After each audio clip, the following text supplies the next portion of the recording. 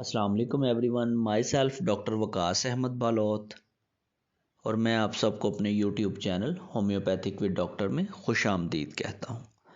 आज जिस टॉपिक के बारे में मैं आपको बताने वाला हूँ वो बहुत ही आम सा टॉपिक है और मौसम के लिहाज से हर किसी को ये प्रॉब्लम हो रही है। मेरा आज का टॉपिक है कफ़ यानी खांसी। बदलते मौसम में हर किसी को ये मसला रहता है, चाहे बच्चे हों, बड़े हों या जवान हों, सब में खांसी होना आम बात है। इस टॉपिक को हम 3 स्टेप्स में समझेंगे। नंबर 1, खांसी की वजूहात। नंबर 2, खांसी की अलामात। नंबर 3, खांसी की बेहतरीन होम्योपैथिक मेडिसिन। तो सबसे पहले हम बात कर लेते हैं खांसी की वजूहात पर कि खांसी होती क्यों है। आजकल हमारे मुल्क में जिस तरह का मौसम चल रहा है, ऐसे में खांसी होना बहुत ही आम बात है। एक तो मौसम तब्दील हो रहा है, मौसम बदल रहा है, और दूसरा आजकल स्मोक का मसला चल रहा है। बदलते मौसम में अगर हम ठंडे पानी का इस्तेमाल करते हैं तो इससे हमें खांसी हो सकती है।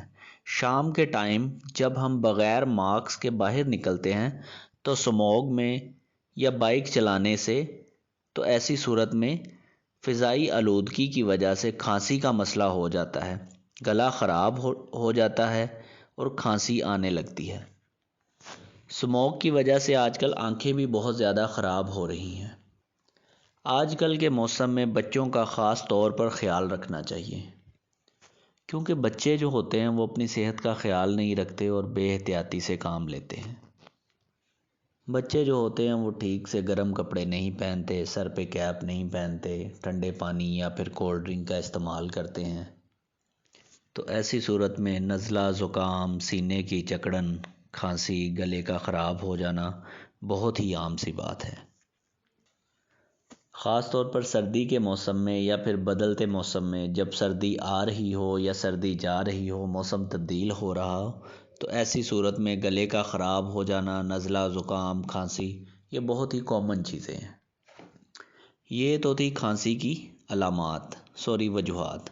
अब हम बात कर लेते हैं खांसी की अलामात के बारे में। खांसी की अलामात में सबसे पहली अलामत तो यही है कि खांसी आती है। इसके अलावा सीने में जकड़न रहती है, सीने पर बोझ सा महसूस होता है, भारीपन फील होता है और बहुत ज़्यादा खांसी और छींकें आती हैं।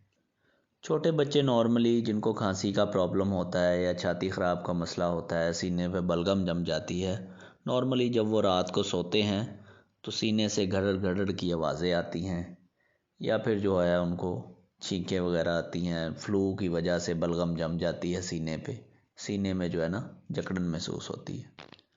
छाती जाम हो जाती है, छाती जाम रहती है, सीने में जो है ना वो बलगम जमा हो जाती है। बड़े बुज़ुर्गों में जो ज़्यादा उम्र के लोग होते हैं उनमें सीने की जकड़न के साथ साथ बलगम आती है और चलने फिरने से बहुत ज़्यादा सांस चढ़ जाता है। तो पेशेंट की, मरीज़ की ऐसी हालत को हम खांसी का नाम देते हैं कि उसे कफ़ हो गई है या खांसी का मसला हो गया है। तो ये थी खांसी की कुछ अलामात।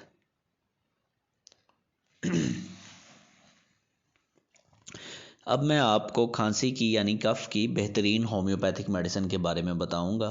ज़्यादा मेडिसिन जो है वो मैं रेकमेंड नहीं करूंगा, एक ही मेडिसिन बताऊंगा और इंशाल्लाह वो बहुत ही ज़्यादा इफ़ेक्टिव होगी और आपको उससे बहुत ज़्यादा फ़ायदा होगा।